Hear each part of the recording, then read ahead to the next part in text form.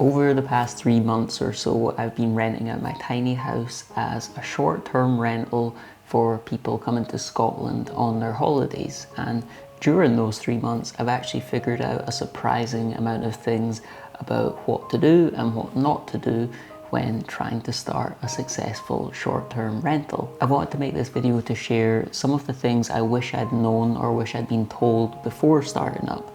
So things like mistakes I could have avoided, and also things that I could have done differently to get more bookings, higher ratings, and in turn more money from this endeavour. In the beginning, things were not going well at all. In November, when I first started, I got no bookings whatsoever.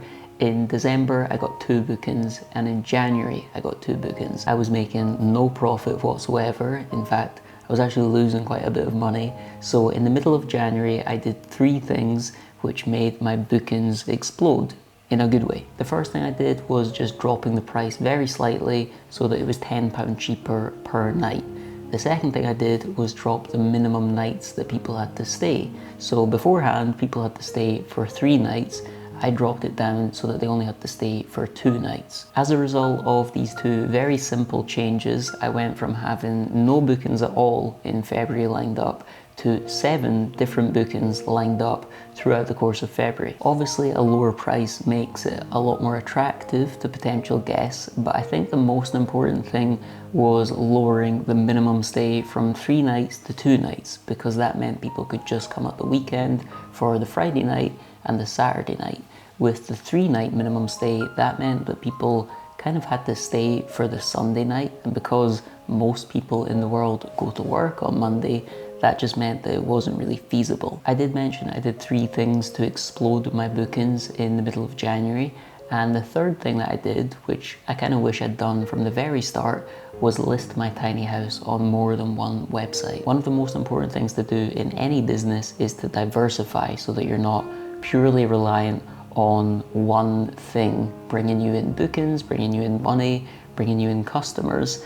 And one very simple way to do this with short-term rentals is to list yourself on a variety of different travel sites, one of which should definitely be booking.com. Booking.com are actually the sponsor of this video, which is the perfect fit given that my tiny house is listed on their website. To sum up just how important this tip is, within the first couple of days of my tiny house being listed on booking.com, I got 3 new bookings through them. Apparently, this is very common on their platform, with 45% of new hosts getting their first booking through them within the first week of being listed on there. Rather naively, I always thought booking.com was strictly for hotels, but they actually specialize in short-term rentals as well, and since 2010 have had over 1.1 billion short-term rental bookings. Initially, I did think that the process of getting set up on booking.com would be a bit of a pain, but the whole process was so seamless. It only took me 15 minutes, and with just a couple of clicks, I was able to transfer my information, photos, reviews, and most importantly, my calendar with all of my bookings from the other places that I was listed. With how easy it was to set up, and because of how fast it was for me to get a few bookings through them, and also because booking.com is one of the most popular travel sites in the world, I'd say that if you're not on there and you have a short-term rental, then you're missing out on an entire market. Moving on to the next thing, I think one of the biggest concerns or worries that people have about doing short-term rentals is that guests will just destroy your property and just damage your furniture.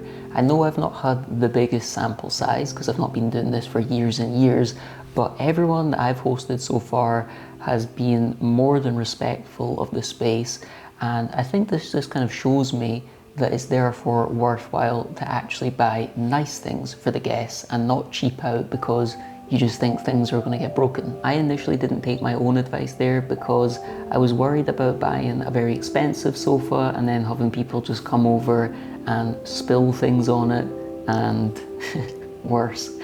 But I very quickly regretted that decision because when looking at the sofa and sitting on the sofa, you could just tell that it was kind of cheap, and that just made me feel a little bit guilty. So I ended up going out afterwards, returning that sofa and buying a much more expensive one, and I'm very glad I did. Beyond just trusting people to take care of your space, you can take preventative measures for some of the things that are more likely to get damaged. For example, I think it's worthwhile buying some mattress protectors. If anything gets spilled, it won't soak through to the mattress itself and instead only hit the top layer sheet and the protector. Also, just as a quick tip while we're on the topic of furniture, and this is not just for people doing short-term rentals, if you're just furnishing your house, this will be very useful. If you want a really nice sofa or really nice furniture at a reduced price, I'd recommend looking around your local area or your country for furniture outlets. These are basically big outlet shops that deal with the returns of like new and brand new sofas and other large furniture from these big expensive brands, and they resell them for quite heavily discounted prices. This is something that I wish I'd known about much earlier on. I only found it out a few weeks ago, and if I had known it earlier, I would have furnished this entire house with these brand new and like new returns from these outlet stores. Overall, I think it's quite important if you're doing a short-term rental to fill your house with as many high quality things as you possibly can. Not only do high quality items last longer, people are spending their hard-earned money to come to your place, and I think by having nice things, it shows that you've put in the thought and effort to make their stay worthwhile and as comfortable as possible. This brings me on to my next point, which is to try and go the extra mile for your guests. Although maybe the extra mile is a bit of an overstatement. This is probably more like the extra kilometer. Personally, what we've been doing is little things like leaving a personal welcome note, some shortbread and some milk. And on special occasions, for instance at Christmas and New Year, we left out Prosecco, and it was recently Valentine's Day, so we left the guests a couple of Love Heart chocolate lollipops. Although saying that, one pair of the guests didn't eat the lollipops, so I just ate them myself.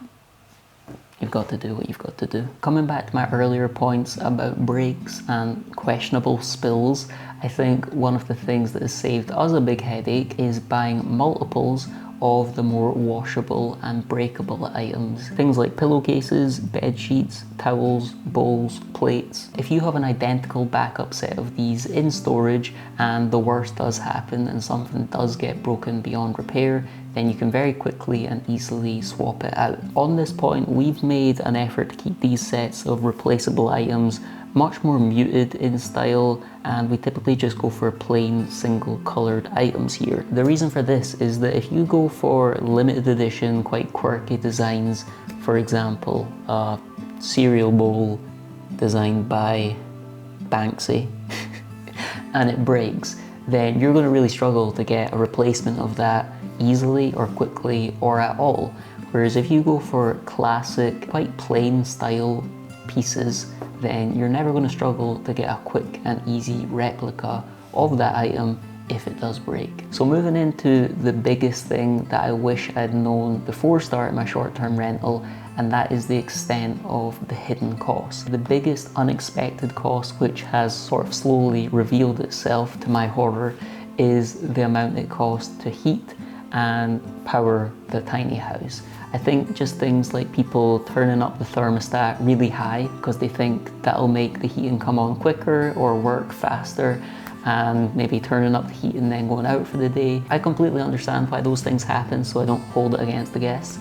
It's just something that I wish I'd known about before and maybe prepared for better. So going forward, I am going to look into seeing if I can get some kind of smart thermostat which can tell when no one's at home, and it'll turn the heating down to kind of like eco mode. Or maybe I'll look into getting some solar panels, just something to make the whole thing more eco-friendly. So that's been my experience of running my tiny house short-term rental for a quarter of a year now. I hope it's been interesting for those of you who are just curious about how this endeavor is going, and I hope it's helpful for anyone who's interested in doing something similar themselves. If you enjoyed this video, I'd appreciate you leaving a like and subscribing for more. Thanks for watching, and I'll catch you all in the next one.